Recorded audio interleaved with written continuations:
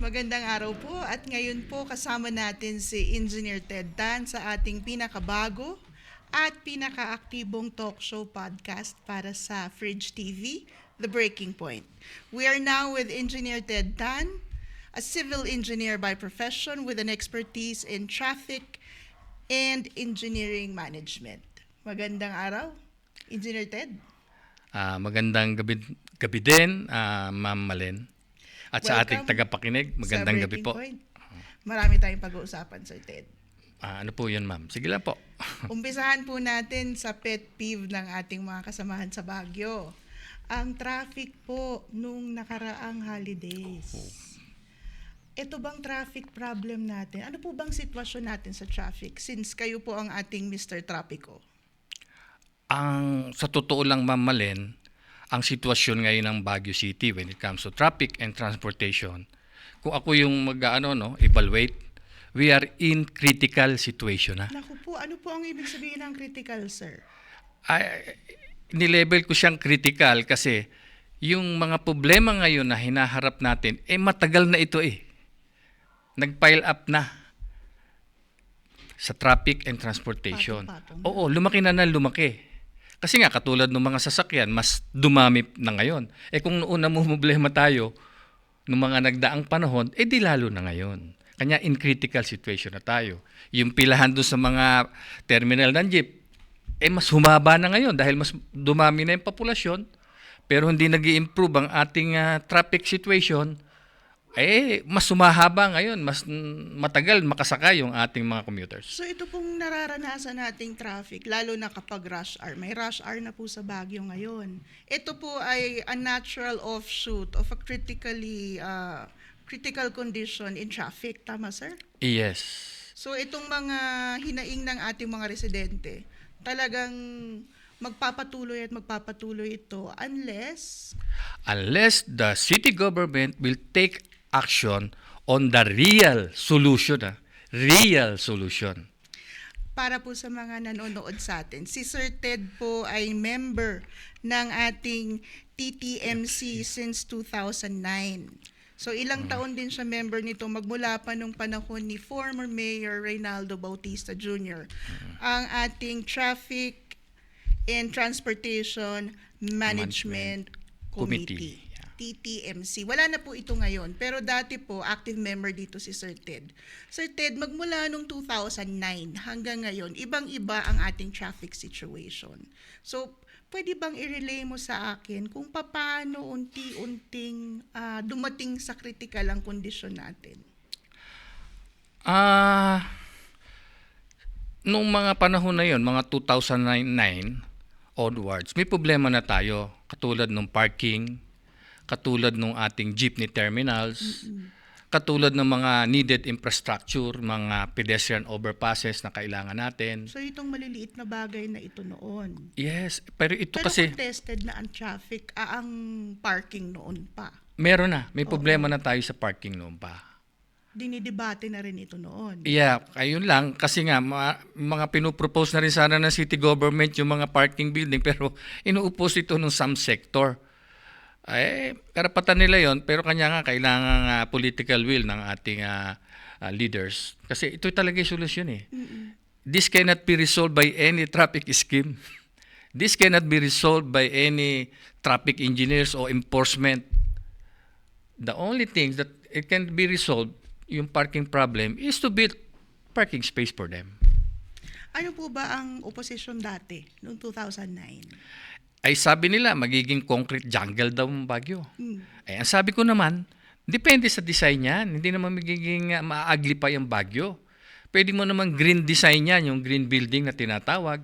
Merong vertical garden ka. Ang makikita mo yung mga halaman sa paligid niya. Kaya itong collapsible parking Yes. dati ang naging byword nung panahon ni former Mayor Bautista. Yes, at Collapsible lagyan mo lang ng parking. vertical garden yan. Makukumuplat yan. So, ang ibig sabihin, sir, ang tagal-tagal na nating dinidebate itong traffic. Nag-umpisa tayo sa parking lot. Ayaw.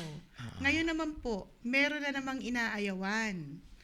Etong ating congestion fee. Connected po ito dito sa isa sa big ticket project ng ating gobyerno. na involve ang MPT Mobility Company. So ito po ang kumpanya na nagpo-propose ng traffic management scheme natin. Tama, sir? Correct, ma'am. It is a subsidiary company ng MPTC, itong MPT Mobility. According to my research, it was created only last, I think, August 2021. 2021 lang. Yeah, it was created. Purposely, they will be assigned dun sa non-tollway works ng NLEX. Anong ibig sabihin ng non-tollway work, sir? Yung mga pag nasiraan ka doon, sila tatawagan mo. Meron silang minamanage na park and ride. Ay, mga ganon. Ibig sabihin, ang tollway works kasi, yung pagkolekta, sila yung non-tollway works. Inassign sila doon.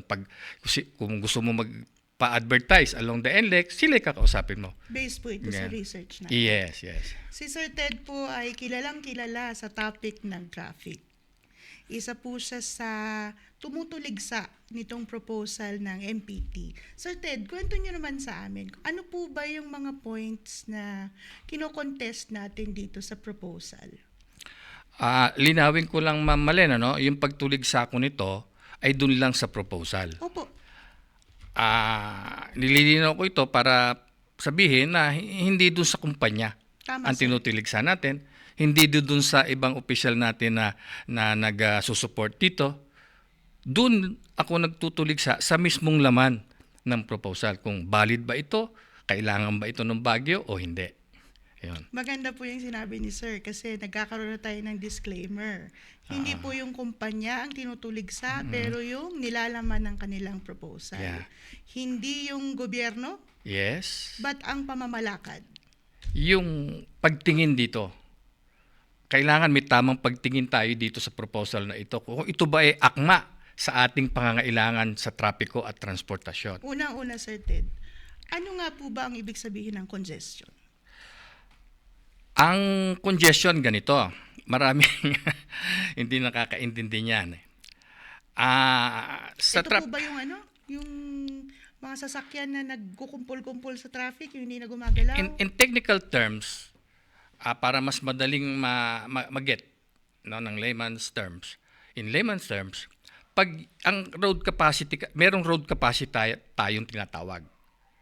Road capacity, parang tubo ng tubig, may kapasidad lang yung diunong tubig, may mas malaki yung capacity ng 2 inches na tubig, Same thing sa ating kalsada. So yung Depende sa kinakaya number. lang ng kalsada. Yeah, meron ding capacity.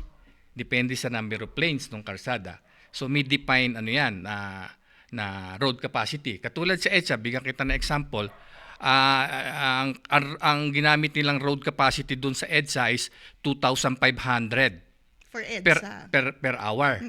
So kanya sinasabi nilang congested na yon, ang road capacity niya for one day sa 24 hours ay lumalabas mga 300,000 something.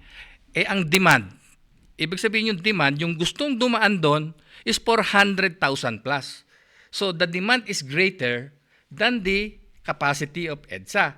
So nagkakaroon ng congestion. Dito sa So atin kanya sa Baguio, matatawag sir, natin congestion. ano naman po ang comparison ng EDSA sa ating session road? Similarly, kasada rin sa atin, merong capacity yan, ang tanong, nag-i-exceed na ba yung demand?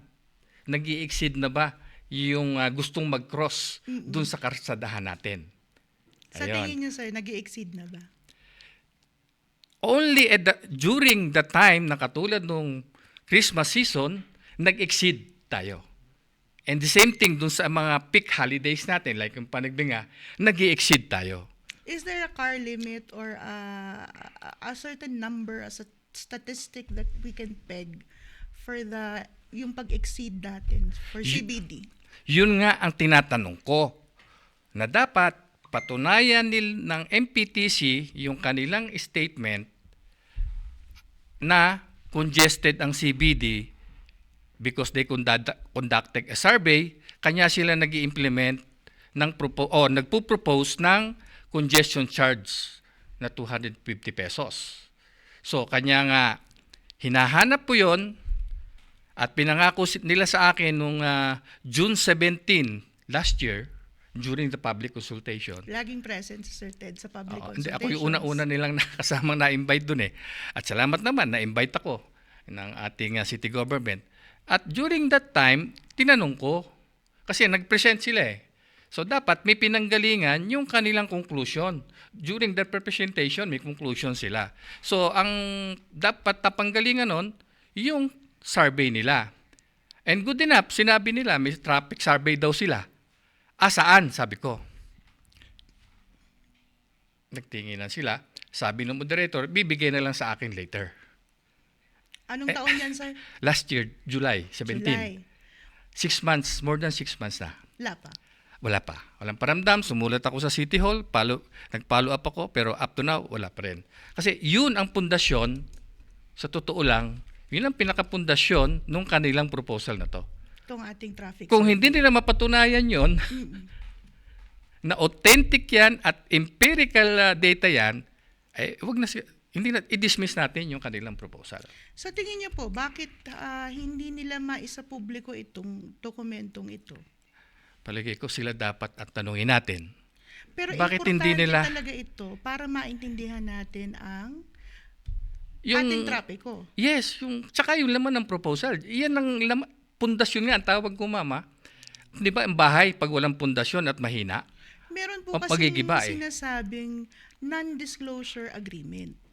Ma'am, andito, yung pinakita ko sa inyong papel, according to, Ito po ang laging sinasabi na meron tayong non-disclosure agreement. So, meron daw mga bagay-bagay sa proposal under the PPP program na hindi talaga maaring isapubliko pa dahil nga dito sa non-disclosure. So, ito po yung umiipit dun sa napakaraming tanong ng ating mga kasamahan dito sa Baguio kasi nga naka-non-disclosure daw. yan. Pero dito, may sagot si Sir Ted.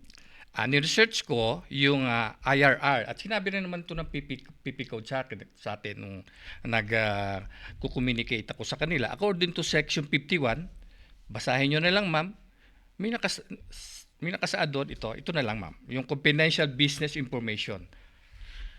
Confidential business information refers to information which are proprietary in nature and concerns or relates to the operations, production, sales, shipments, purchases, transfers, identification of customers, inventories, or amount or source of any income, profit, losses, expenditures, which are not generally known to the public, or to other persons who can obtain economic value from its disclosure or use, or is liable to cause serious harm to the person who provided it, or from the origin and is the subject of efforts that are reasonable under the circumstances to its secrecy.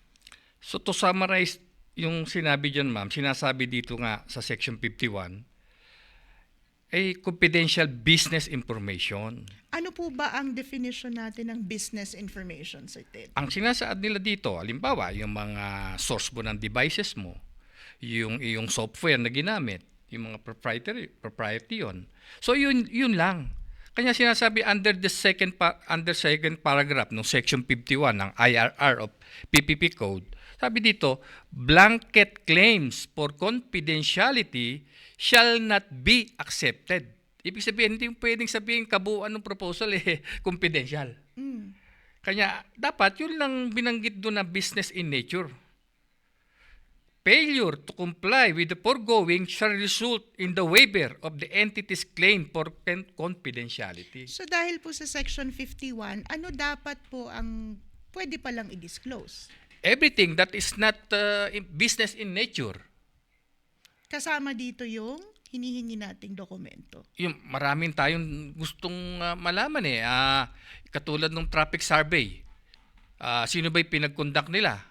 Sabi nung isang jeepney driver sa akin, nakausap ko, ay nabalitaan siya na may nagtatanong-tanong daw ng ilang araw, tapos nawala na.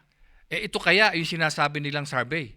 So gusto nating i-disclose sila ito. So hanggang ngayon, hindi natin alam. Hindi natin alam. Tayo yung stakeholder Tayo yung magbabayag pag in-implement ito.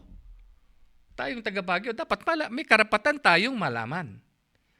para sasabihin natin sa ating mga elected officials, ito ang ating damdamin dun sa mga nalaman namin.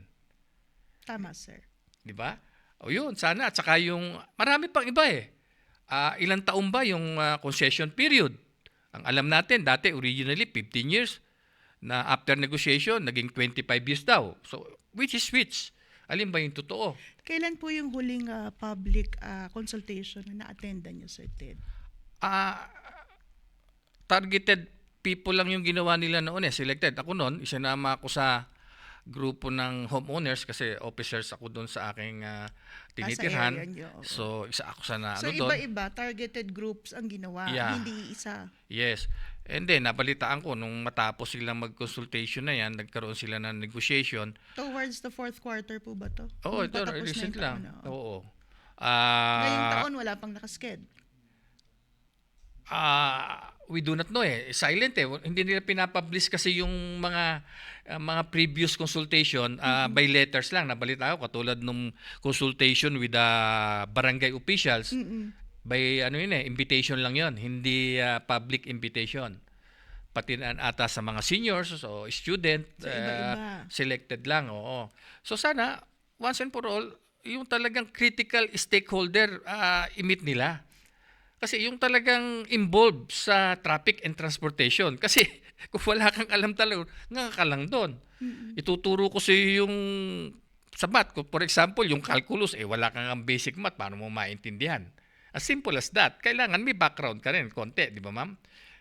Speaking of background, sir, meron tayong isang tinitignan dito, ang expertise, Yun. firm experience, nasa section 72.2. 72.2. Ito yung track record baga. Yes, ang summarize na lang natin yung sinasabi diyan sa IRR sa section 72.2 ng IRR ng PPP Code. Ang sabi doon, dapat merong expertise at completed similar project that they are proposing. So, ibig sabihin, nagawa na dati. Nakagawa na sila dati. Gamay mo na. Yes. Kasi nga naman, ang intent talaga ng PPP, kung yung pag-aaralan, kanya ito nabuo ay para tulungan ng gobyerno sa mga bagay na walang expertise ang government o mahihirapan silang gawin. Financially, kulang, expertise, kulang o wala sila. Kanya, nabuo itong PPP na galing sa BOT nung araw. Build, Operate, Transfer na naging PPP. So ngayon, kanya nilagay nila siguro sa IRR na yung magpo-propose ay dapat may expertise dun sa pinupropose nila. Ikaw, ma'am, siguro, nagluluto ka ba ng cake? Halimbawa, gusto matuto ng, kunwari lang naman, gusto mong maghanap na magtuturo sa iyo ng cake. May mag-a-apply. Siyempre, itatanong mo doon sa magtuturo sa iyo na paano magluto ng cake. Sasabihin mo, patingin nga nung nagawa mo ng cake. Siyempre, di ba? Sample. Sabihin niya, wala. Nag-aral ka ba sa sa college nung pagluluto ng cake? Hindi. So, tumbukin na natin, sir. Oo. Nasa expertise ba ng MPT? According to my research, at sila rin lang may sabi, wala. Paano po sila papasa dito sa section na ito kung ganoon? Ngayon, sinasabi nila, they are in partnership daw. Pero I question mark ko yun. I think hindi naman sila partner eh. Anyway, even though, sabihin na natin, partner niya yung ST Engineering ng Singapore. Ni-research ko rin yung kumpanya na yon. Ano ba yung mga kapasidad nito? Actually, ang expertise talaga nito, yung mga military hardware eh. Although, malaking kumpanya talaga ito. Pero partners daw sila. So, ibig sabihin, Pero tandem. totoo bang partner? Yun, question mark ko muna yun ha. Hindi pa rin natin Pero ang alam. balita ko, subcontractor lang sila. Iba kasi yung partnership kesa yung subcontractor mo lang. You can select any subcontractor. Pero yung partnership, talagang... So, the information you got was because of research or because of somebody exposing it to you? For some information that I got, And then, even though that they're in partnership with ST Engineering, hindi rin nila expertise according to my research, kahit i-google nyo ma'am, ay wala silang expertise sa traffic management. Meron silang expertise sa transportation management kasi nga sila yung nagpo-provide ng mga devices in implementing a charging congestion charge or electronic road pricing katulad sa Singapore ng mga devices. Iba yun sa ano iba na yung usapan na traffic management. Ando na yung marunong ka bang mag-survey na kung congested ba ang isang lugar, marunong ka bang mag-design ng isang traffic signal, ibang usapan na yun So yung sa kanila, itong mga equipments and devices na ginagamit sa road charging. So it's a totally different story. Yes. So Apple to oranges sila ang difference. So ito po ay dapat concern ng PPP. Dapat sana na una pa lang tiningnan na rin ng PPP Center ito.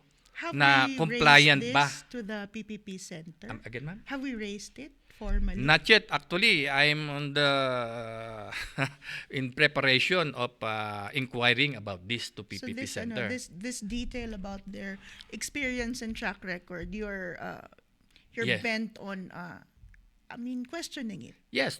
Kasi sila may gawa nung IRR Oo. Nung regulation na yan, guidelines and regulation, bakit hindi nila implement ng 100%? And also, with the one who negotiate with the MPTC Mobility. Kasi why are MPP. we negotiating with someone without a clear track record? Yes, doon nga ako nagtataka, ma'am At mismong sinabi pa nung kanilang representative during the consultation do sa City Hall, sinabi niya nung may nagtanong, this is our first time.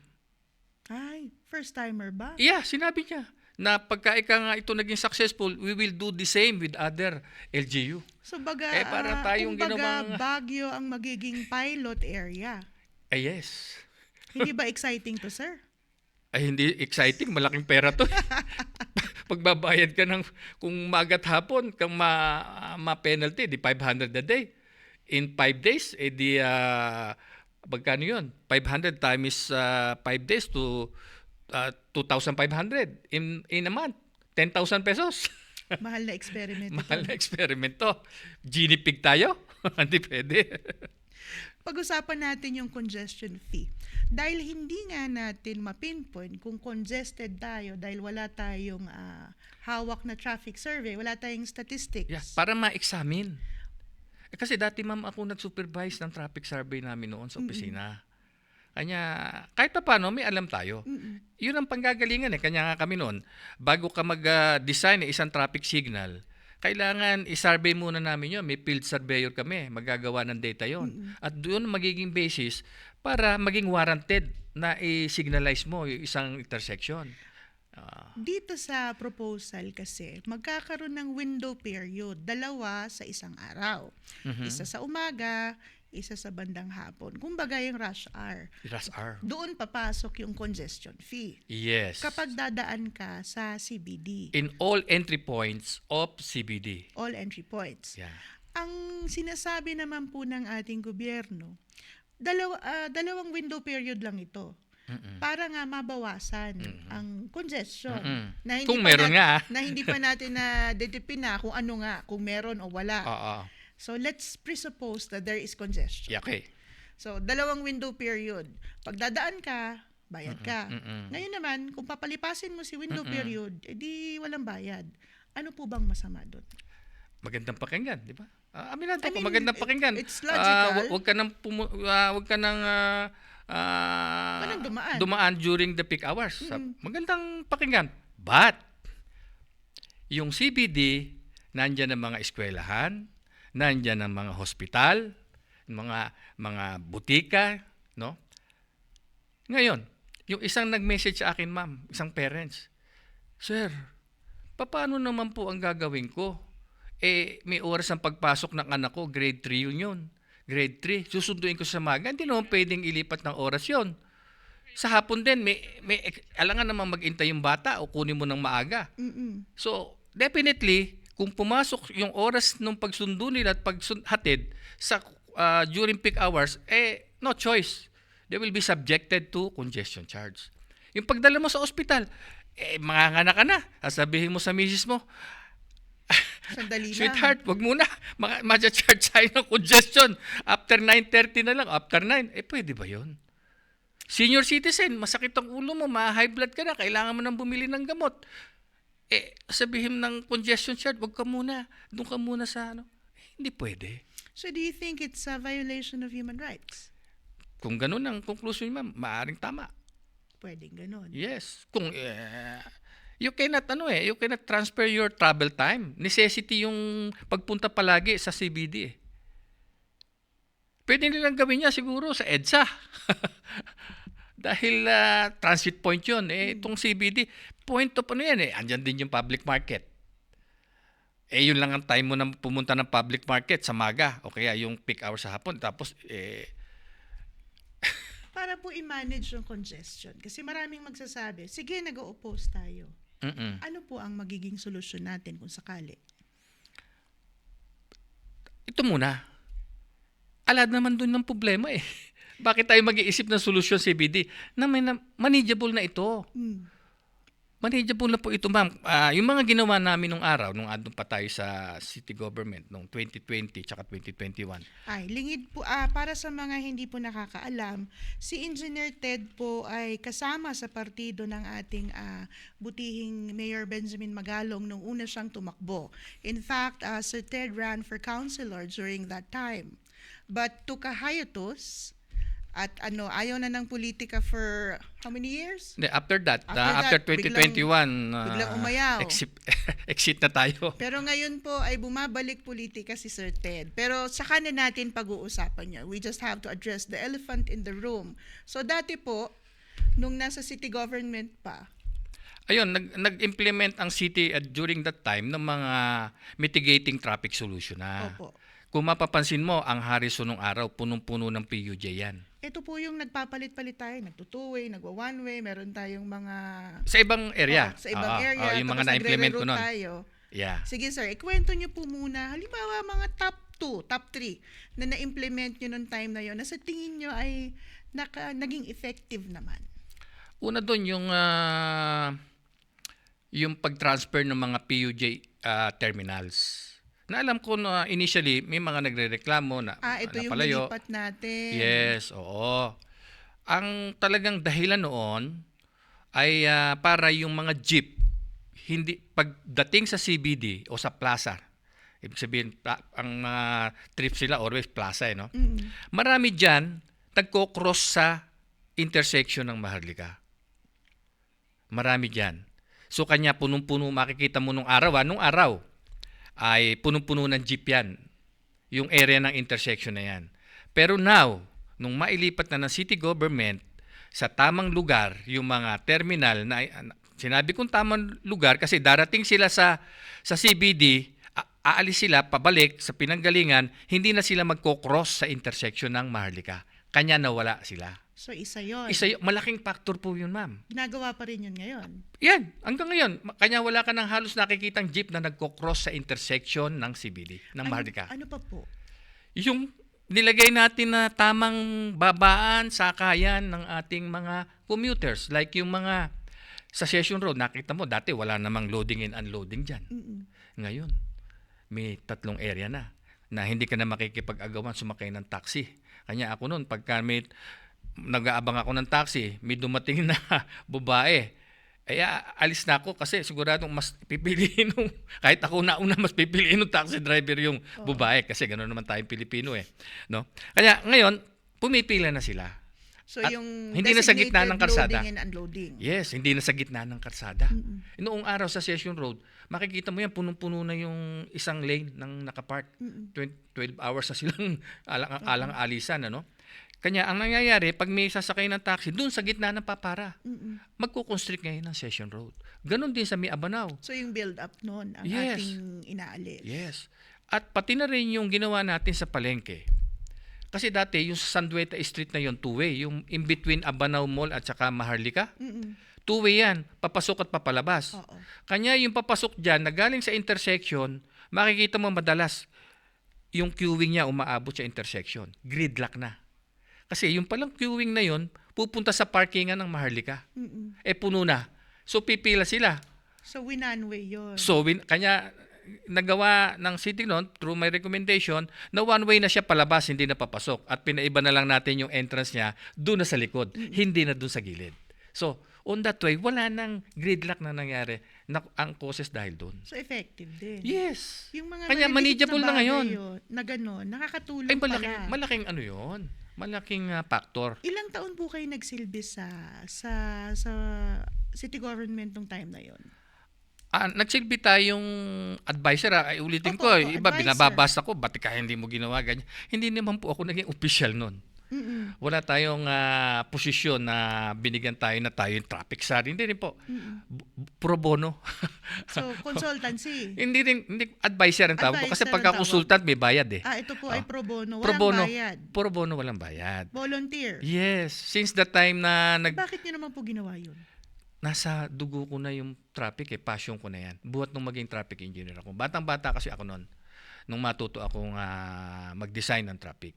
So, kanya nung nilapitan ako nung year 2008, kung di ako nagkakamali, ni Engineer Urig ng planning. Arturo Urig. Opo. Sabi niya, Engineer, pwede mo ba kaming tulungan? Ano sir yun? Kasi alam niya na traffic engineer ako. Dahil madalas ako sa City Hall noon. Sabi niya kasi yung session rotonda, di namin alam ang paano gagawing ma-address yung gridlock doon tuwing hapon. Sabi niya, ilang buwan na kami nag-meeting sa TTMC, hindi pa ako member noon eh. Ay hindi namin mabigyan ng solusyon. Sabi ko, sige sir, pag-aralan ko, and then balik ako sa inyo pagka natapos ko na. So, mga 1 week ko siguro pinag-aralan, at natuwa ako na nung nakita nga nung misis ko na ang saya-saya ko kasi nakita ko yung solusyon. Yun na yung nakita nyo ngayon na one way. So yun, doon ako nag-start na... How many years in total? Nag-start ako naging member na ako noon after that sa TTMC. Former Mayor Bautista, 2 years siguro, or around 2 years. And another 9 years kay Apo Dumogan. Oo. And then, Sa present government ngayon, 2 years. 2 years. May volunteers din ako nung October up to June, volunteers hanggang 2021. May job order naman tayo na hindi as official pero parang So, 2 taon. simple job Tapos, order.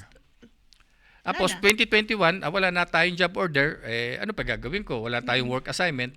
Di na nahimik na lang tayo. Pero hindi po nawala sa inyo itong traffic situation ng Baguio magmula noon.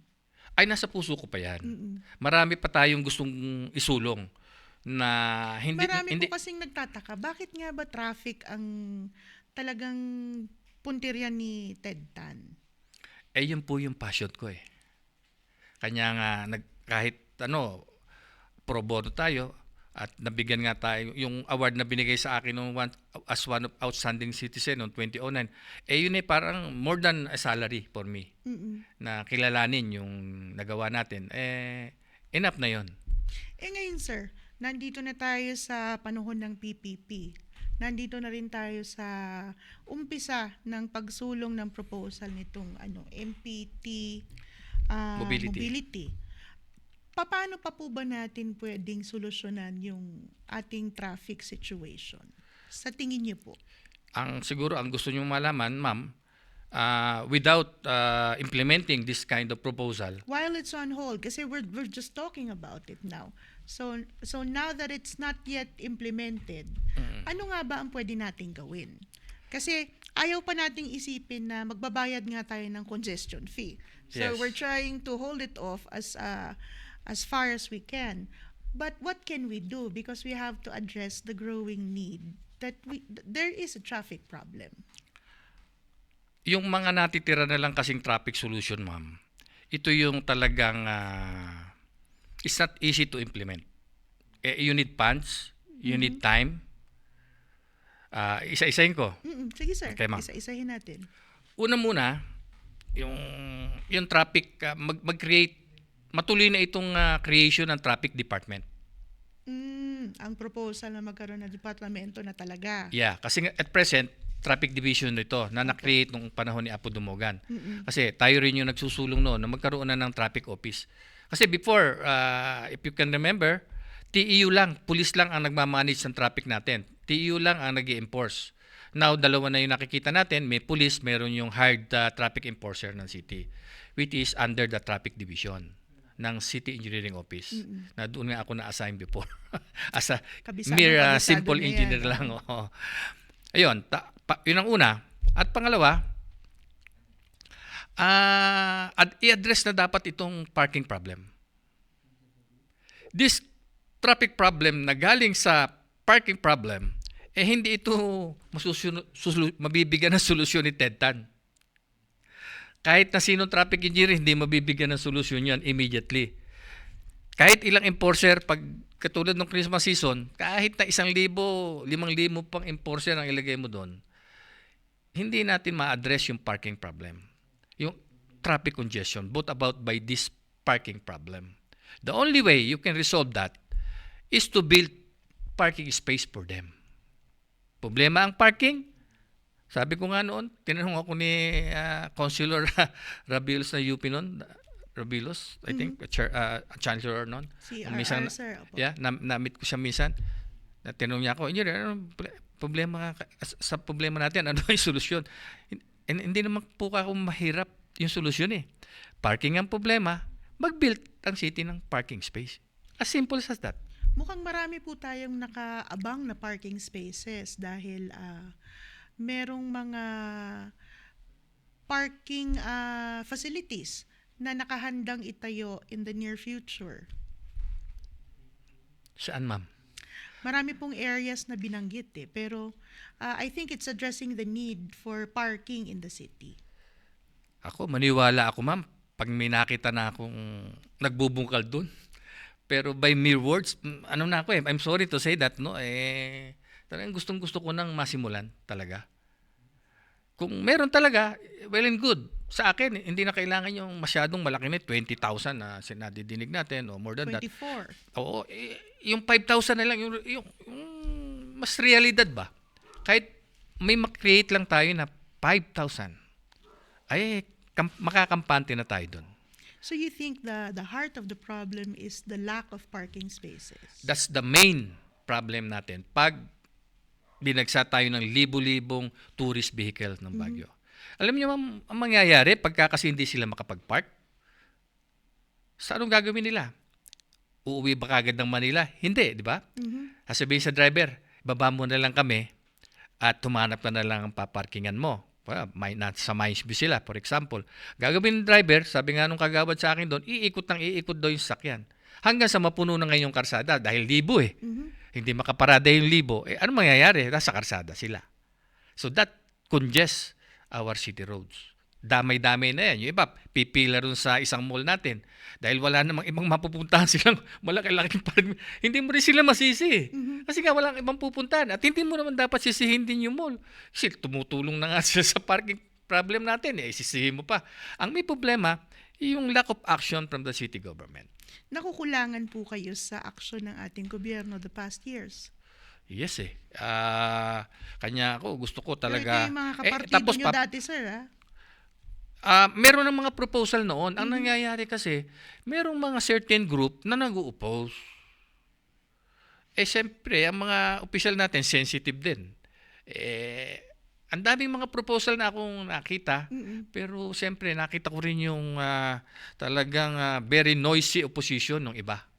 Sinasabi nga nila, hindi, maagli pa yung Baguio, magiging concrete jungle ang Baguio. Saan ka naman doon? We have to face this problem. You cannot evade this problem. Hindi naman natin pwedeng sabihin sa turista, huwag na kayong magdala ng sasakyan. Mag-bus na lang kayo. We can suggest that. We can recommend that. Pero wala tayong magagawa kung magdala pa rin sila ng sasakyan. Ano po ang masasabi nyo dito sa mga grupo na ayaw talagang magkaroon ng parking buildings sa ating, for example, Burnham Park. Ito yung highly contested na lugar kung saan ilalagay ang parking facility. Pero ito po ay nasa sentro. Ito yung logically, dito gustong magtayo. Yeah. Minsan nagkasama kami ni Ma'am Maylin at sabi nga niya nasa heritage na raw ang kwan. Ang contention ko naman, kasi pinag-aralan ko din yung Burnham Park. At meron tayong tinatawag na building code. Diba? Pag nagpapatayo ka ng mga building o bahay, dapat in accordance with the building code. Ganon din sa mga parke, merong sinasabi din dyan ng ating building code.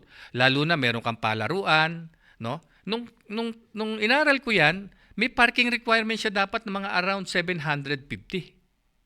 under the building code. Kasi nga may mga laruan eh. May laruan, kanya malaki yung demand ng building code na requirement according to the area nila. So kinimpit ko nung araw yon, kailangan kung susunod ang city o Burnham Park Management, kailangan may 750 minimum ka na parking slots available. 750. To cater yung pupunta Oo. sa Burnham Park. Eh pag binilang mo yung available parking slots sa Burnham at present, no, yung mga open parking doon, more than 200 lang. So merong gap na 500. So alin ba yung susundin natin? Batas din itong building code. Ngayon po, bukod sa Burnham Park, dahil napakalaking debate talaga nitong area na to, saan pa po ba pwedeng magtayo ng facility para magkaroon naman tayo ng parking? Sabi mo nga, meron ng kamong ano? Ako, ang alam ko, since pag-aari na natin ng Baguio Convention Center, na nung panahon ni Apo Dumugan, nabili ng city ito. Kanya pasalamat din tayo kay Apo Dumugan during his term, no? Credit ito sa kanya yon. Ang laki nung doon, vacant lot pa doon. Pwede yun. Isa yun sa pwede. Doon. Oo. At saka merong batas tayo na imminent domain law. Ano ba ito? Ito yung ginagamit ng highway, kasi galing din ako sa highway. Na pag-acquire ng mga road right of way na paggawa ng kalsada, at ginagamit din ito ng mga nagtatayo ng TPLEX, mga expressway, na government has the right to acquire a private property for public welfare, for the better good of the majority. So ito yung pwede nating gamitin na batas para Makapag-acquire. Kung wala ng property ang Baguio, ang city government, you can acquire kung may makita kang vacant lot na private property. So, ang ibig sabihin, sir, over the years, pwede tayong magtayo ng parking facility. Hindi lang nagagawa. Hindi lang nagiging priority. Yun ang palagi ko sinasabi. Nag-iiba yung priority ng ating mga leaders. Sana nga, ito na yung mapagbigyan nila ng pansin. Priority, kasi limited ng Pandan City. Saan mo ba gagamitin ito? Dapat mabigyan ng priority ito kasi nga, apektado tayo lahat pag may congestion eh. Di ba ma'am? Bata, matanda, mahirap, mayaman, turista, apektado tayo lahat. Sana maging priority. At ito naman din yung sinasabi ng ating mamamayan. Kung tatanungin mo, ano bang number one problem? Tatanungin mo sila, traffic. Kawawa Napakarami po tayo. pong Naka-live po pala tayo over at Fridge TV and at North Luzon Monitor. And dumadami po ang ating mga comments dito. So para sa ating mga nakikinig, pwede po tayong mag-comment ng ating tanong kay Engineer Ted. Welcome. Opo. So mamaya babasahin po natin itong mga comments natin tsaka yung mga posibleng tanong. Nakikinig dito si Sir Dean Michael Cuanzo. At gusto niya ng summit. Traffic summit po ang ibig yan sabihin. So, sir, balik tayo sa MPP. Let's attack the problem of this PPP. Okay. Okay. Unahin po natin. The proposal as a whole, meron po kayong nakitang dalawang butas. Itong experience or track record. Tapos ito pong tungkol sa non-disclosure natin. Would you like to expound more on the proposal? Dahil na-research nyo na ito at marami kayong nakukuhang information, solicited and unsolicited, tungkol dito. Yun na nga nagpo-conduct sila ng public consultation, pero hindi nila lahat yung mga dapat malaman nung nag-a-attend. One-way ticket lang Kanya tuloy, yung mga nag-a-attend doon, kung ano lang nadinig. Kung hindi naman, wala silang kaalaman talaga sa issue, ay hindi mo sila may expect na magkaroon ng magandang engagement sa nagkukonduct nung consultation. Pero ganito daw talaga dapat ang takbo. Kasi nga, dahil dito sa NDR. Ay sinasabi naman sa NDA IRR, pala, oo. they cannot claim na Kailangan blanket sir, confidentiality. Ito ma'am. Yan. Ito, blanket confidentiality. Dapat lahat nung So, nilalaman. marami po kasing napipikon dito na Kanya pinag-uusapan natin to, kaya lang, bawal palang sabihin yung ganito. So, Bakit? marami po talagang napipikon dito. Kita naman natin sa comments Hindi ba dito. ma'am transparency? Yung palagi ina-advocate ng lahat? Being transparent. Bakit di sila transparent? Ito yung natin. Para maganda ang pag-uusapan. Ano po ba ang gusto nating maging transparent kung sakali dito sa proposal ng MPT Mobility? Number one na doon, yung sino ba yung nag-conduct ng traffic survey? At saka nasaan yung If traffic asan survey yung na to? result? Oo. Yung hard copy. Ano yung methodology na ginamit nila? Everything. Para maging empirical. Alam naman nila yun eh. Matalino, yun naman yung talagang naggawa niyan. Although they lack expertise lang. Doon sa, tataka nga ako, bakit pa yung pinasukan nilang proposal? Kung ako lang matatanong nung kanilang kumpanya kung ano ba dapat ang proposal, kasi naghahanap sila ng negosyo, di ba? Sana nga lang yung 3 billion sinasabi nilang investment, ma'am, instead na mag-impose ng congestion fee sa CBD, yung pera nito, dali na lang nila sa parking building. At tapos, doon sila mag-congestion fee sa papasok sa Baguio sa ating mga turista. Ay susuportahan ko po, ma'am, yun. 100%. Yung mga turista, i-congest natin. Tapos, maggawa ka lang ng express lane doon. Lahat ng Benguet vehicles, libre. Lahat ng turista, subject kayo ng congestion charge kasi gagastos ang city sa pag-manage sa mga sasakyan nyo. Pero yung ticket na ibibigay mo doon, dahil may tinayo nga silang parking building, may parking slot na sila. So the congestion fee per se, okay lang. Kaya lang kailangan natin i-manage kung saan natin i-implement. Yes. Nagkamali lang sila ng proposal eh. Maganda yung intent to assist Baguio or ma-address yung parking yung ating traffic problem. Imagine niyo, mama, halimbawa kung matuloy yung ganyang suggestion, they can build a multiple parking building on strategic location na kahit 3,000 to 5,000 makapag-build sila ng parking space. Di ang turista, yung 500 babaya, example lang 500, pwedeng mas mababa, pwedeng mas mataas, ay papark sila pagdating nila ng sentro. Tapos, meron tayo ngayong paiikutin na tourist shuttle. Na wherein this vehicle, na tourist vehicle, na shuttle, iikot lang siya within the parking building and the tourist spots. Ginawa na natin to yung hop in, hop off natin, di ba? Diyos Yung ko po Hobo. naman, ma'am. Bus yun eh. Tsaka yun, hindi naman sa mga tourist spots siya. Napasabi ng Diyos ko po naman si Sir Ted. Hindi, kanya ako po napadiyos ko po, ang bus malaki, mahaba, hindi fit siya sa ating karsadahan. So tama yung konsepto, mali yung yes, kinapi mo sa execute. ibang bansa, nagkapikat ka, hindi pwedeng 100% magkabuka. Doon malalapat ang kalye at saka mahaba yung distansyang na pinagbibiyahihan ng bus. Ito, short distance lang eh. Hindi siya fit for the situation. Kanya na Diyos ko po ako. Kapikat lang eh. Dapat mag-isip ka rin. I-adjust mo dun sa paglalagyan mo. Pero tama ang konsepto ng hop in, hop off. Mali rin yung rota niya eh. Mali din. Session road, yung mga Wala major talagang roads natin. tumama kay Sir Ted dito sa Dapat, OO natin. Ano? ang paggamit, kasi meron na tayong public transport eh. Sa ating mga lahat ng barangay, kumpleto na yan eh. Bakit nung ka pa mag-hop in hop? Makikipag-compete ka pa sa public transport natin na existing? Ang wala, doon mo siya ilagay. Di ba, ma'am? Pag natayo yung parking building, magkaroon ka ng hop in, hop on, pero wag bus pa ma. Pwede yung minibus. Shuttle.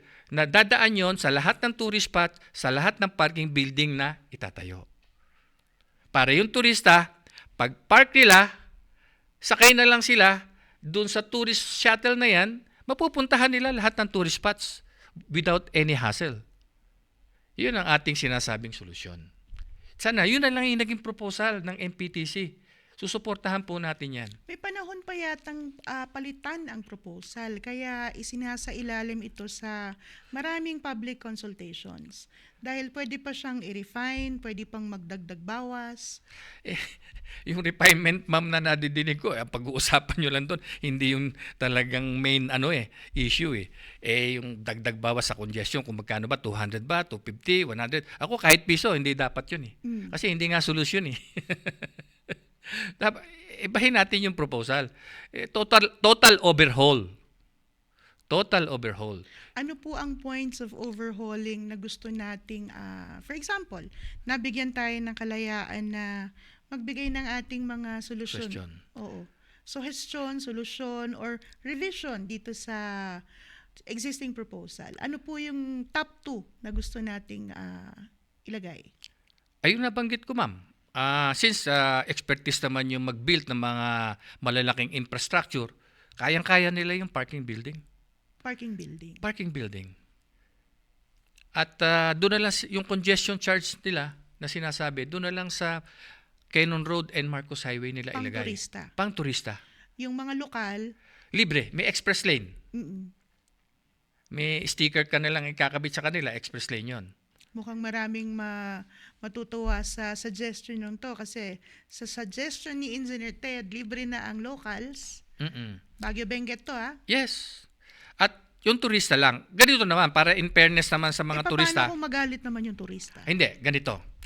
Kasi nga, ang nangyayari sa atin, Sabado-Linggo palagi sila. No? Kumpul-kumpul sila pag araw ng Sabado-Linggo.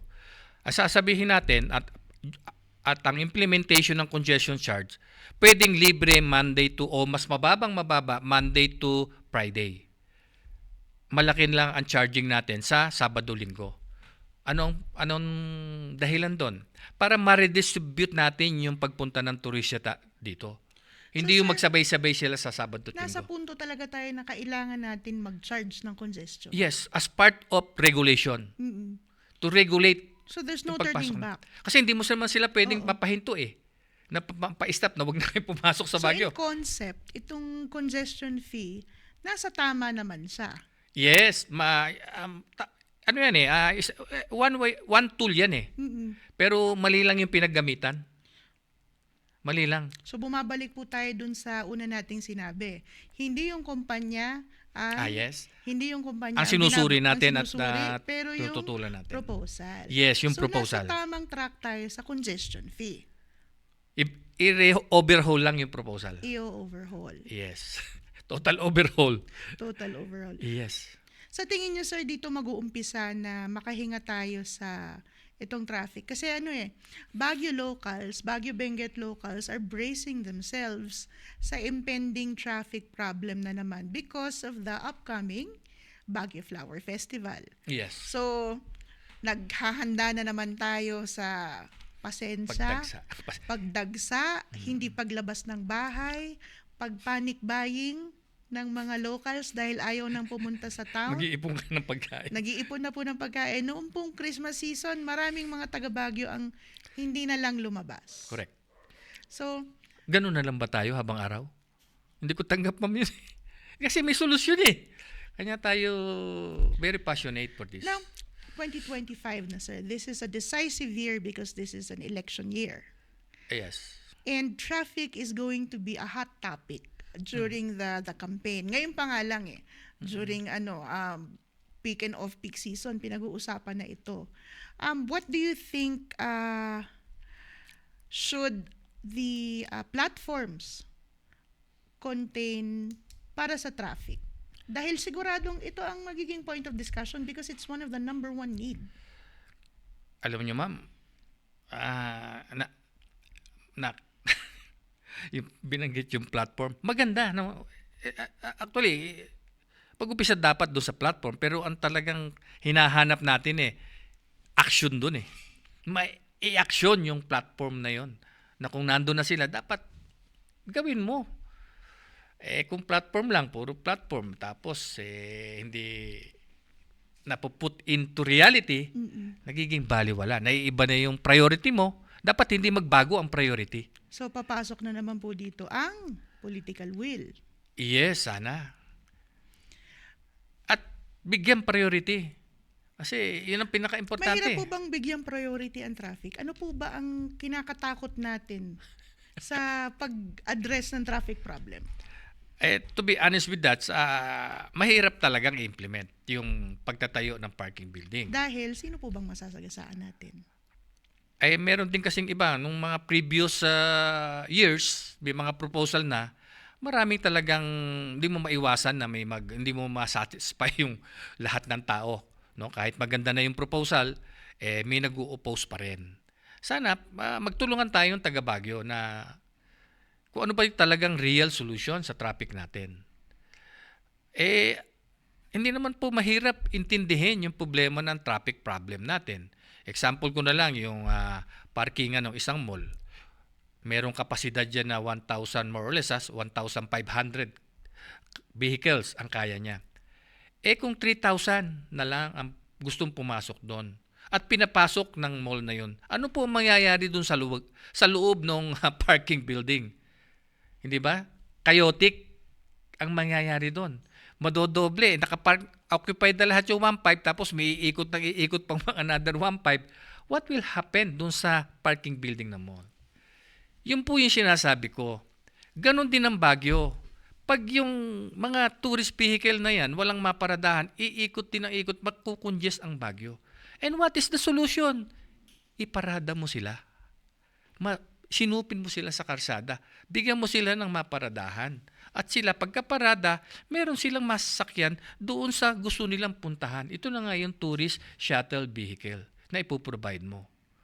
At this will address every problem natin. Problema ng tourist parking, na-solve. Problema natin, hindi tayo makakalabas na tayo. Kasi on that way, luluwag na po ang ating trapiko. At it will be managed kung meron na rin tayong Department for Traffic. Marami na tayong ample numbers ng traffic enforcers kasi dapat mag-hire ng city ng talagang tamang bilang na enforcers at tamang training sa enforcer natin. Pati traffic lights natin, i-upgrade na rin natin yan para to respond yung tamang management ng city sa mga intersection natin. Sa ngayon, kailangan deal, lahat yan. Yes, multiple action. And then, in addition to that, ma'am, pati mga tawiran natin sa kalsada, importante rin yung mga critical pedestrian crossing natin, pedestrian overpass na po. Para yung sasakyan tuloy-tuloy na doon, hindi sila hihinto. And that cause congestion also.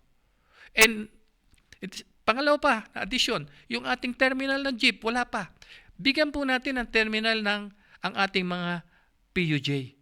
Dalawang terminal kailangan kasi yung sa area nasa side ng south tsaka sa side ng north dapat separated yan para hindi na mag-cross sa CBD yung mga jeep. So kung malagay din natin yung mga terminal na yan, mas madali na nating ma-manage ang transportation. Hindi rin mabasa pati mga commuters natin pag umuulan dahil covered na yung terminal. So pag pinag-usapan talaga ang management, magmula sa pinakamalaking detalye hanggang sa pinakamaliit, kailangan i-take into consideration, Sir Ted? Lahat Pati na yun, ma'am, dapat pedestrian sama-sama crossing, yon. oo. Ito yung mga mabibigat na solusyon na kanya hindi napapatupad. Yung mga napatupad noon, yung mga binigay nating mga traffic scheme, madali lang kasi yun na nagpaluwag naman. At kita mo naman yung nangyari sa Magsaysay, nung in-adjust nung araw yon na 2021 sa yung Median Island lang pala i-adjust mo. So wala na congestion doon sa Magsaysay. Dati umaabot hanggang sa slaughterhouse yun. Ngayon Mga ganun. po, dahil ang dami na nga pong comment, ito po. Basahin natin ang isa, Sir Okay, Ted, ma'am. ha? Mula kay Sherwin Ross Ora, assuming may enough parking na. So another problem would be how to persuade them to park and walk. Pag presupposing na meron Persuade to nga park? Bakit persuade to park? Magpa-park na nga sila sa parking at building. maglakad. No, meron na nga tayong service shuttle vehicle for the tourists So yun na yung iikot. Yes. In addition to that, ma'am, pwede rin sa ibang bansa, meron yung mga rentable na mga electric vehicles, bicycles. So dito na papasok yung Yung mahilig sa bike, Oo. meron naman yung pedal assist na madali ka na mag-bike kahit paahon kasi pedal assist. Pwede kang magrenta. Another comment from Miss Melody Ancheta. We should look at what works in the Philippines and improve and customize it per our own traffic experience. Yes, correct naman. Dahil kailangan natin dito yung traffic survey. Yes. Na dapat ang magkukondak nun, legit. At may expertise na maggawa ng ganun na klase ng survey. Hindi ito survey lang na kung sino maganda at pangit, madaling i-conduct yun. Pero itong traffic survey kasi, it must be done ng mga nakakaalam talaga. Ito naman po, comment ni Mr. Oyet Garcia. Kaya please lang ibasura ang congestion charge proposal at walang ebidensya at pagsusuri na maging successful ito sa Baguio City. Magiging pahirap at bubutasin lang ang bulsa ng sambayanan lalo na ang mga ordinaryong mamamayan ng Baguio. tama siya, nabubutasin talaga ang bulsa ng motorist ng Baguio. Alam niyo ma'am, naggawa ako ng pansariling computation, conservative estimate, kung magkano yung revenue nito per year. Mamaya, papakita ko sa inyo ma'am, 2 billion 2 billion. Minimum yun, sa congestion pa lang. Congestion fee pa lang. Kung Oo. susundin yung Yung proposal na... sa 200 pesos Oo. na penalty sa congestion fee sa CBD, kinumpute ko yung mga sasakyan na papasok during peak hour sa maga at saka sa hapon, ay lumalabas. Pag kinumpute mo yung revenue for the whole year, merong gross revenue na mga 2 billion. E di sa 25 years, 50 billion. Napakalaking pera ang pinag-uusapan. Ano, Pero sir? hindi naman magbibigay ng solusyon. Kaya dapat pag-aralan itong pang maigi. Napakalaking issue talaga ito. Nabubutas talaga ang bulsa ng taga Baguio dito. I-refine lang nila sana yung solusyon para yung talagang pakikinabangan ng Baguio. So dito sa inyong advocacy on traffic, Yes, ma'am. ano po bang anong klaseng mga comments, anong klaseng pagbabatikos, anong klaseng tulong na ang natanggap nyo over the years? I'm sure it was not an easy path to choose to take. Ay, Marami na kayong nabuong alyansa, maraming kaibigan, kaaway, kontrabida, bida. totoo yun, ma'am. Kasi yung naapektuhan dito, hindi basta-basta, no? Malaking kumpanya ito. At in terms of credibility, may credibility naman talaga.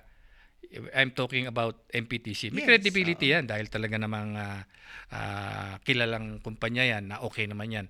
Unfortunately nga, yung ginawa nung kaniyang tauhan na nag-propose ito, nagkamali sa tingin ko. Sa tingin At nyo, sir? hindi na nare-realize nung may-ari ng kumpanya o yung MPTC na yung proposal hindi akma. Kanya siguro dapat itong revisahin at i-review. Kasi newly created nga lang ito nung August 21. Siyempre naghahanap sila ng trabaho. At balita ko yung nag-propose nito at naggumawa nito dating ang opisyal ng DOTR na nawala na doon. Siguro siyempre as part of their plan mag-expand. Nagkamali lang sila ng ginawang na sana baguhin nila ito kasi dapat pa nga siguro sa akin magpapasalamat sila pagka ito na-implement at pag nag-react ang tao ng Baguio, silang mapapasama. Pati yung mga opisyal na nagsusulong nito. Just imagine, magkaroon ng violent reaction. Ang taga Baguio, kakaiba tayo. Paano kung magkaroon ng violent reaction during implementation at nakita na talaga yung epekto nito? Ibaba sila at lalabas na negative ang tingin ng tao sa kanila. Na ito na nga, kanya sa akin dapat balang araw baka magpasalamat pa sila tinututulan ko ito hindi ma-implement kasi kung ma-implement talaga ito ma'am I'm very much sure na magagalit ang tao dito kasi marami nagme-message sa akin yun ma'am ang nagbibigay sa akin lang ng lakas siguro kung wala yung mga suporta o mga Ano po ang mini-message sa inyo ng supporters natin?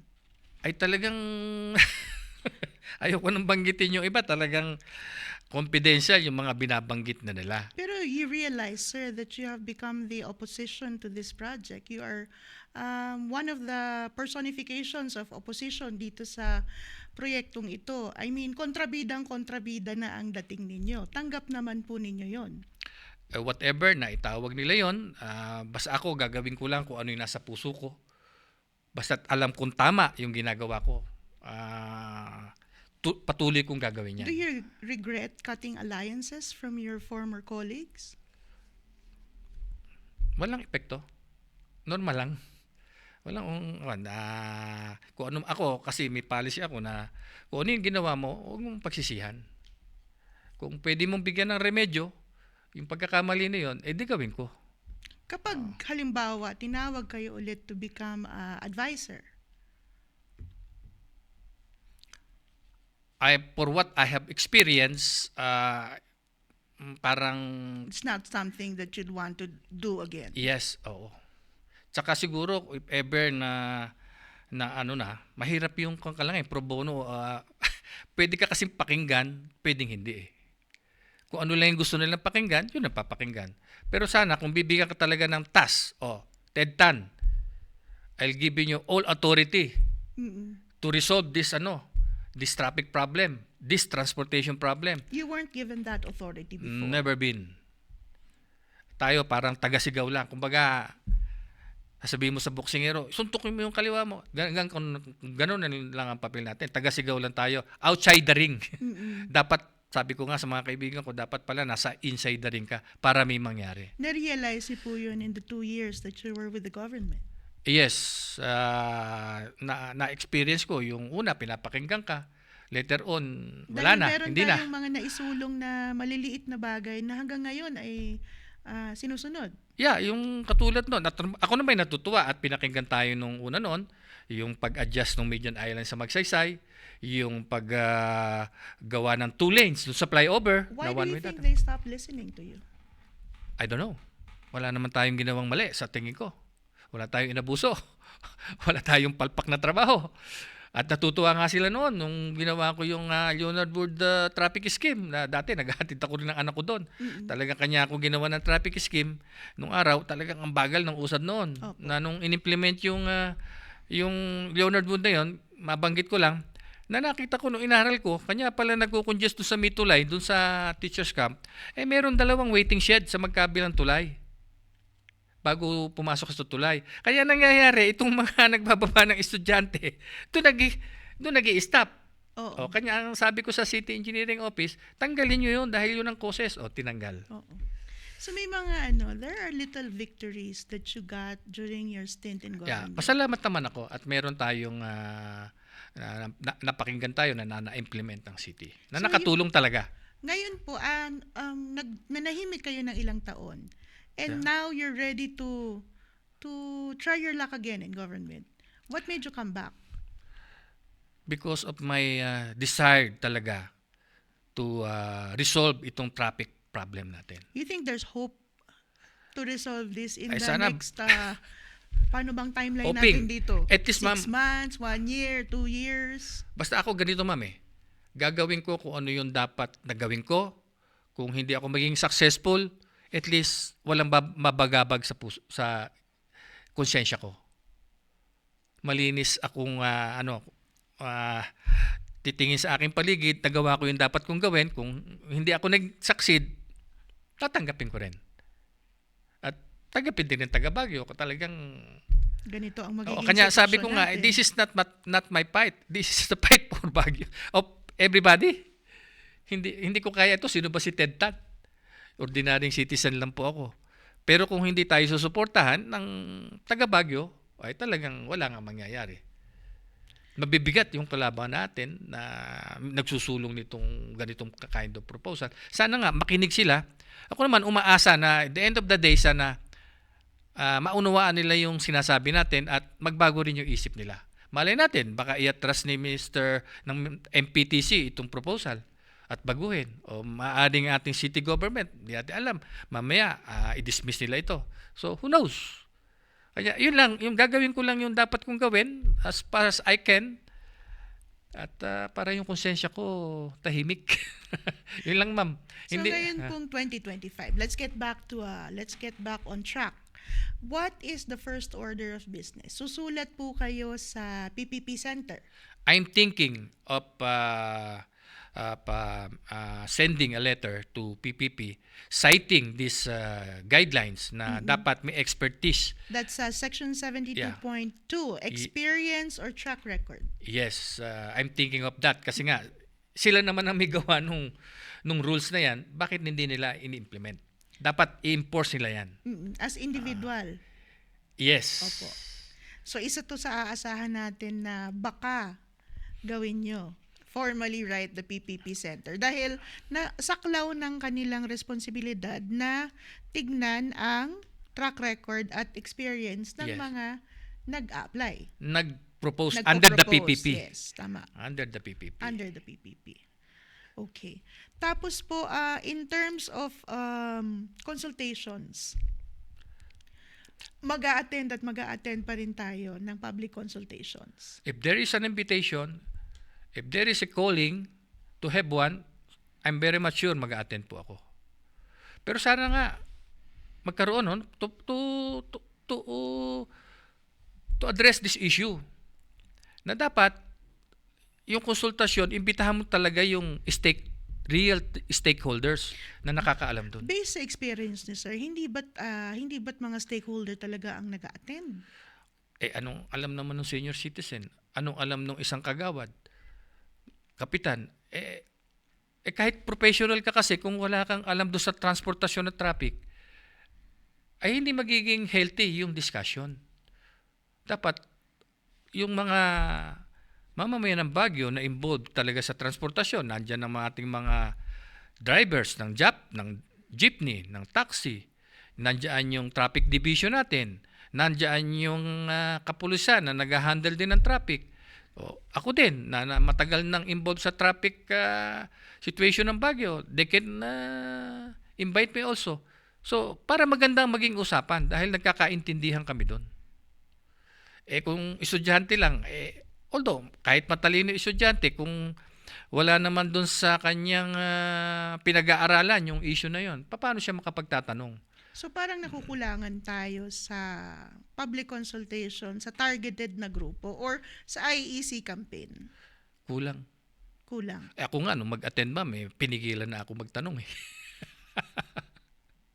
Kasi yung presentation, mas mahaba pa kaysa doon sa consultation . So sa worry nyo, hindi naintindihan ng mga kasamahan natin sa Baguio kung ano yung proposal? Definitely.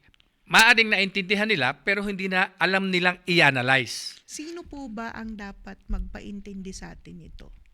Dapat yung proponent. So kailangan sabi sa PPP mas marami pang kampanya para maintindihan. Dapat maintindihan lahat talaga ng taga Baguio ito. Hindi yung one side of the coin lang. Marami kasing nagrereklamo na kapag nagtatawag ng public consultation, ay kukunti lang naman ang pumupunta. Kasi nga, targeted lang .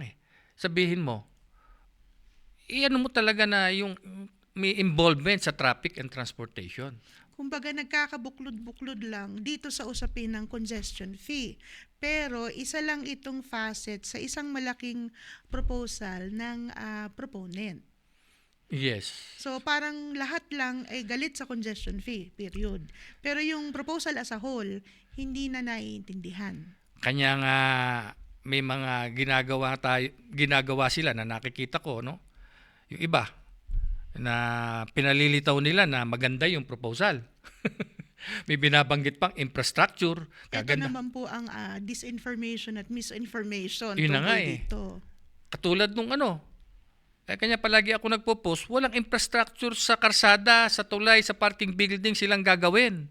Kaya nililinaw kung ganun. The only infrastructure na nakalagay doon sa proposal ay waiting shed lang.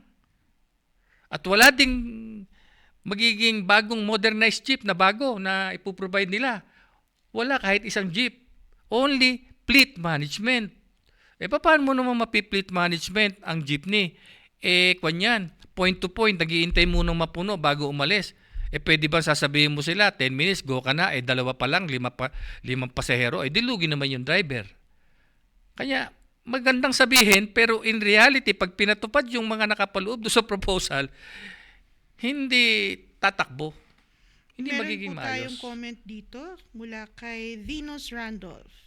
Inulit lang po niya ang sinabi niyo, this is the fight of Baguio, this is not the fight of Ted Tan. So mukhang nag-a-agree si Miss Venus Randolph sa inyo, Sir Ted. Yeah, this is not my fight. I'm one of the resident of Baguio lang na nag-uupos dito. Ang kuwang ko lang naman, kaibahan ko no, sa ibang nagbibigay ng reaction, yung nakakarami, ang pagbabasihan lang nila ng kanilang reaction ay yung, nag-attend ka ng public consultation, kung ano yung nadinig mo dun sa proponent. Ako kasi ma'am, ang pinagbabasihan ko, 4. Yung nadinig ko sa proponent at na-research ko. Pangalawa, pinagbabasihan ko yung pagkakaalam ko ng trapiko, yung sitwasyon ng trapiko ng Baguio. Kasi nga, since napakatagal na No? Marami na tayong traffic scheme na pinatupad. So alam na alam ko yung traffic situation ng Baguio. Eh sino ba yung ibang nag-ano ba diyan? Nagpatupad ng traffic scheme? Meron bang iba? Yun po. Alam ko yung traffic situation ng Baguio. By heart. By heart. Pangatlo, yung kakayanan ko sa trapiko, being a traffic designer before. So only a traffic engineer ang pwede nga lang mag-design ng traffic signal eh. Nobody Marami else. pong nagko-contest nung itong experience nyo sa pag-manage or pag-komento nga dito sa traffic situation. Mm-mm. Would you like to rebuttal on that? About Your credentials. credential. Dahil sino nga naman si Seth? Ang dami nagtatanong, sino ba yan? Bakit ba yak-yak ng yak-yak tungkol sa traffic? Totoo nga yan, ma'am eh. Kasi nga, talagang marami na atang nai-involve dito na malalaking tao. Kailan lang, meron nga raw nagpunta ron sa dati ko opisina, tiniyak talaga kung ako galing dun. So may nagba-background check, sir? Isang dating mataas na opisyal. At tinanong kung talagang galing ako doon. Mm-mm. Siyempre, sasabihin naman ng mga nandun na dati kong kasamaan, yes. Mm-mm. Nagsimula ito mga around, hindi ko na matanda, matagal na, no? Na nung pumasok ako sa Traffic Engineering Center, alam niyo ba ma'am na during that time, ay pangalawa tayo sa technology at kaalaman sa traffic sa Japan. Pangalawa lang tayo. Mm-mm. Mas daig natin ng Korea, Taiwan, Singapore. Kasi wala pa silang traffic engineer din during that time. Nung panahon na yun. At mapalad ako na bilang ako sa first batch na naging traffic engineer na sa Pilipinas. So there really such a thing as a traffic engineer. Yes. Nangyari lang ito kasi during that time, nag-loan ng Philippine government sa foreign bank, Australian government at saka sa Japanese government. They fund yung signalization ng buong Metro Manila. Mm-mm. Under DPWH. No? Kasi ang traffic engineering noon, under yan ng DPWH. Opo. Unlike now, inabsorb na sila ng MMDA. Kasi tapos na yung project. Foreign funding ito. Doon ako sa foreign funding, special project ito ng DPWH. Under the project management office ng DPWH. So mapalad ako na isa ako doon na hired as traffic engineer. Isa ako doon, 3 kami na traffic designer. Kami yung nag-design ng halos lahat ng signalized intersection and other facilities sa buong Metro Manila. Kanya nung matapos na yon, na-absorb siya ng MMDA. But by saying that, doon ko na-acquire yung aking passion sa traffic. Dahil batang-bata ako engineer noon eh. Anong taon yun, sir? Early 80s. Early 80s. Yeah. Galing nun ako doon na dati sa Batanes. So, na magmula nung highway. 80s hanggang ngayon, you never look back. Talagang usapang trapiko. Yeah. Even yung kaming magkakaopisina noon, hanggang ngayon, Yan pa we rin have ang- very close relationship. oo. Yes. In fact, by July, meron kaming reunion eh. So, traffic ulit ang pag-uusapan nyo. Hindi naman, kumustahan naman yun. Yung mga nasa abroad, na kung saan So, agency. that is your background. That's quite a credible background. Doon ako na-shape. Doon ako na-hubog ng passion ko sa traffic.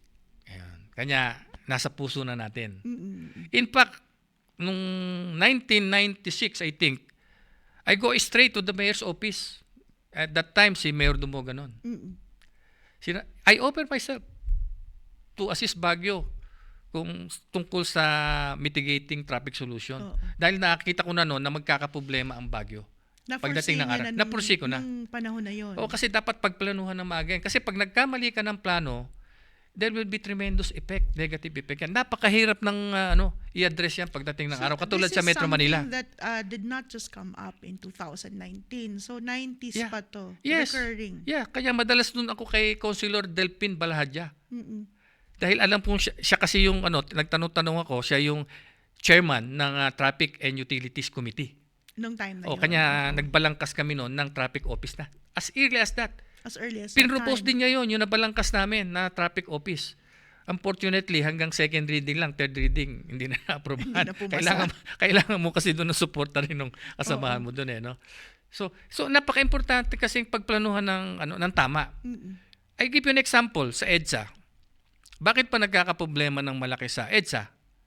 Kasi mali yung nakikita ko. Ayokong maging magaling naman tayo pero hindi tayo magmamagaling, ano?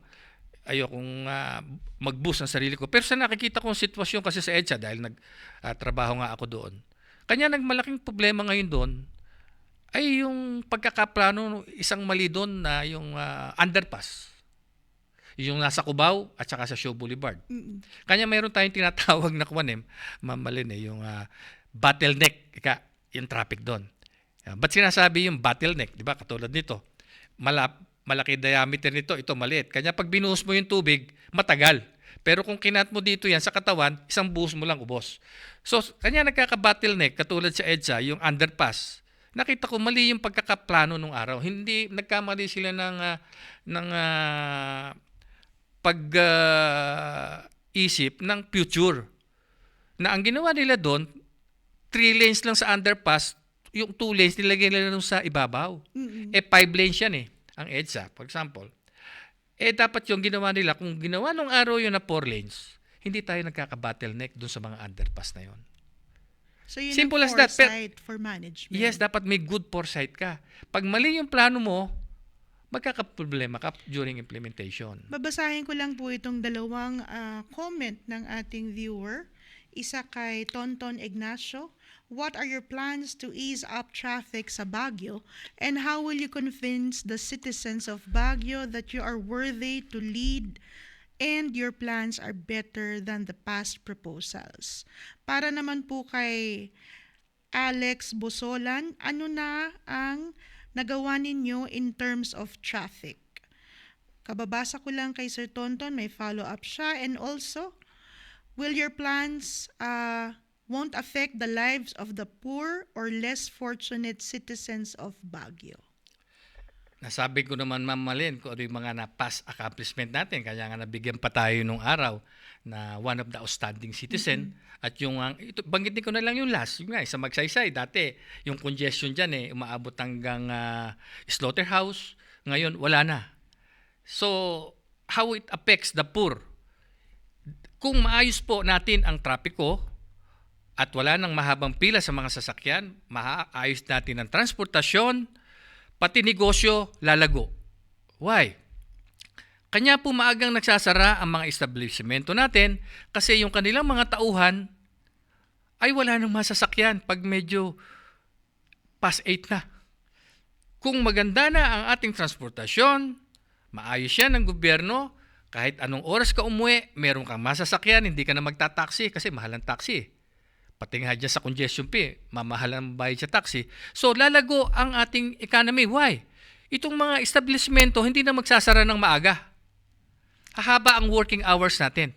Sa business naman, lalago din ang negosyo nila. Hahaba yung opening ng kanilang negosyo. So ang traffic, sir, it does not discriminate by strata. So it's not just for the rich, it's not for the poor.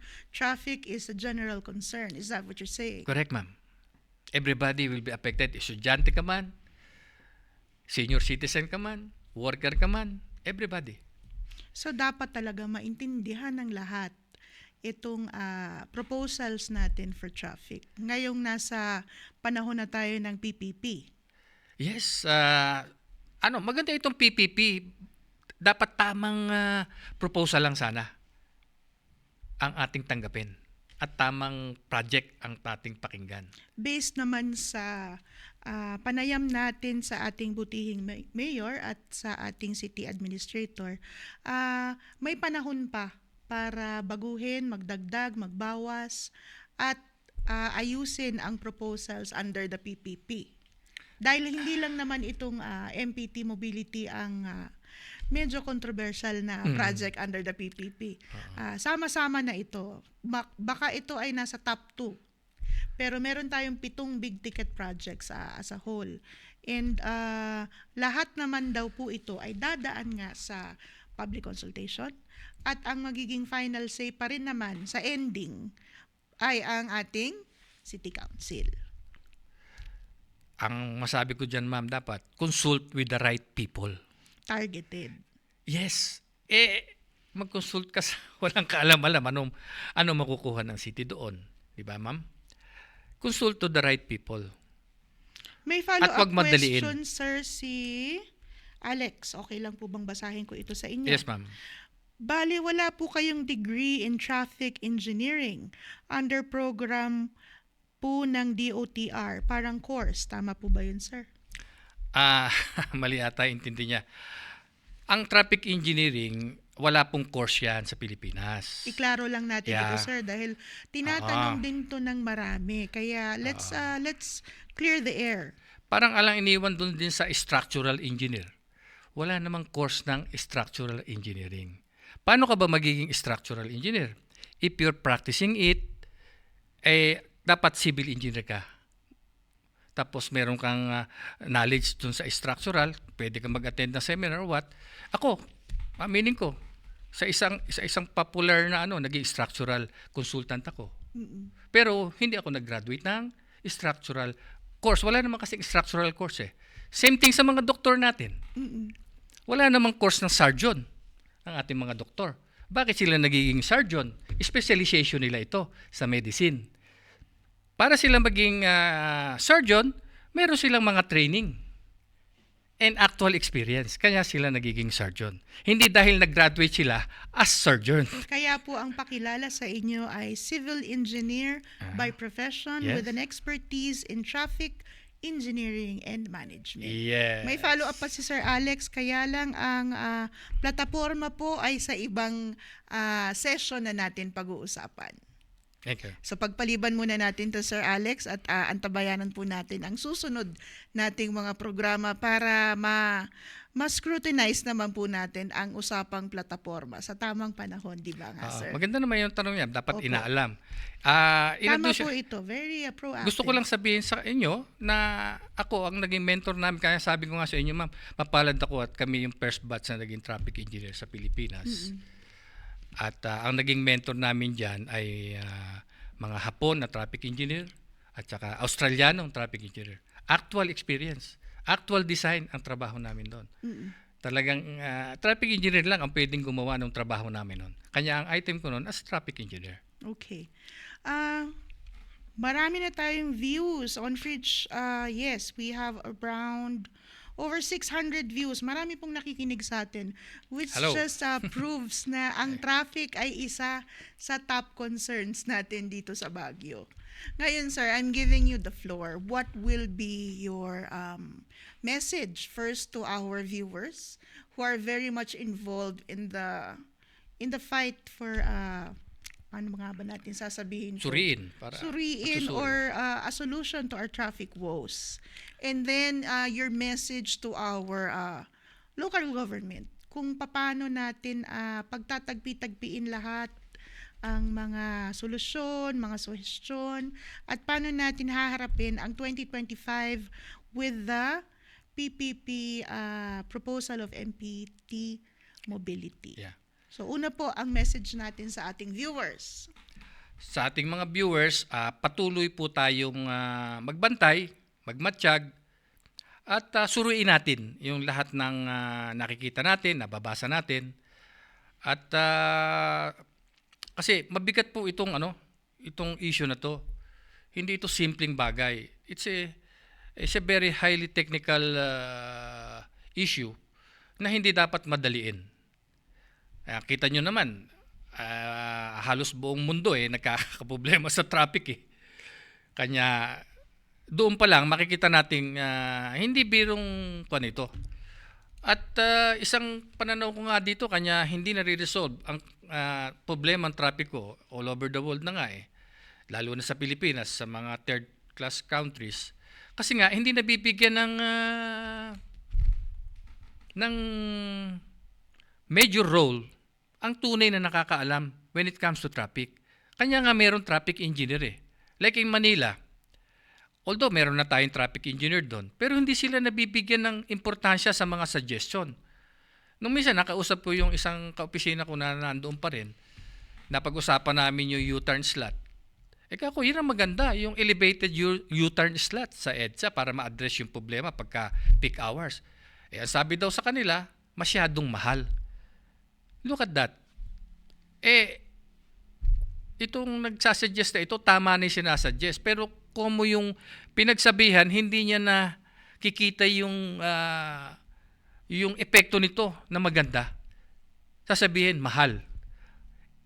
Kung ikukumpara mo yung pag-aaral ng JICA na 3 billion, more than 3 billions per day ang nawawala dahil sa traffic congestion. Tapos sasabihin mo yung pag-build lang ng elevated U-turn slot, mahal. That is the solution. Mahirap ang gawin yan, dapat gawin ng gobyerno. Makinig sana sila doon sa nagsasabi, sa nakakaalam. Kasi kung papakinggan mo, yung hindi naman eksperto at hindi naman nag-aral at may experience doon, ay wala talagang mangyayari sa traffic problem kahit sa ang lugar. Kanya So nga, stop, look, and listen tayo. dun sa mga taong dapat pakinggan na may alam dun So sa ito issue. po ang message natin sa LGU.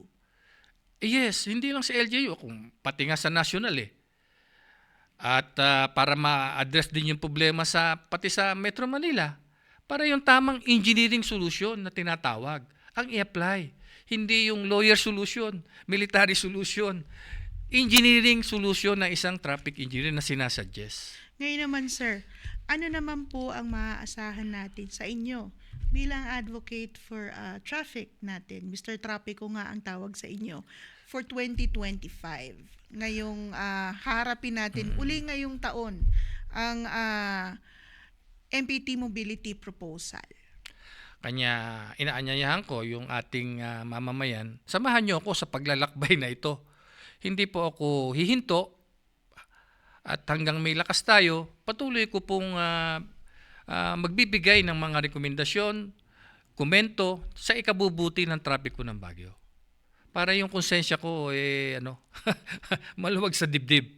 Hindi ko po kayang konsensyahin na may kaya akong gawin tapos hindi ko ginawa. Ang bigat nun Ma'am Maylene. Kung wala akong alam, ay upo na lang ako, ma-enjoy my retirement. Senior citizen ako. Ano ba yung mapapala ko dito? Marami pang ng mga away sa'yo. Pero yung konsensya meron akong kakayanan na gawin, na magsuhestyon, magsuri. Pero pag hindi ko po ginawa yan, makukonsensya ako. Bakit idadamot? Yes, ba't ko naman idadamot? Nakuha ko ito ng libre sa gobyerno nung araw. So gusto ko rin ibahagi sa gobyerno, sa mamamayan ng libre din. Maraming salamat, Sir Ted, sa isang gabi na punong-puno ng revelasyon at magagandang idea tungkol sa ating traffic problem. At sa ating mga nakikinig, thank you very much. And your comments and your questions will all be addressed, probably not tonight, but in a different session. Maaring bumalik po si Sir Ted at iba naman po ang topic na pag-uusapan natin in the future. Yeah, anytime. And ganito po ang aim natin sa The Breaking Point. We talk about issues before it reaches the breaking point. So we'd like to thank everybody who has been with us in this session, and we hope to see you again soon. Again, magandang araw and salamat sa pagpapanood ng Breaking Point. Salamat. Salamat. Thank you, Sir Ma'am Ted. Malen. I hope to see you again. Oo, sarap niyo palang kausap tungkol sa traffic. Pagka kasi